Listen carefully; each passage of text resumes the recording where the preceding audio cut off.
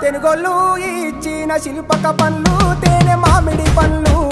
తీయంగా దిందామె తీరొక్క పండ్లు చిలక నేరేడు పండ్లు కాపంలో ఇచ్చిన మక్క కంకులు అవి పాల కంకులు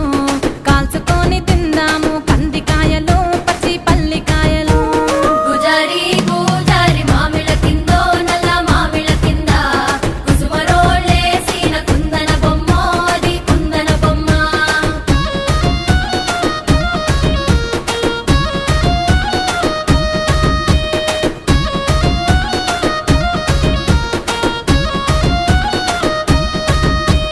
బెస్తోలు పెట్టిన పచ్చి చేపలు అవి వట్టి చేపలు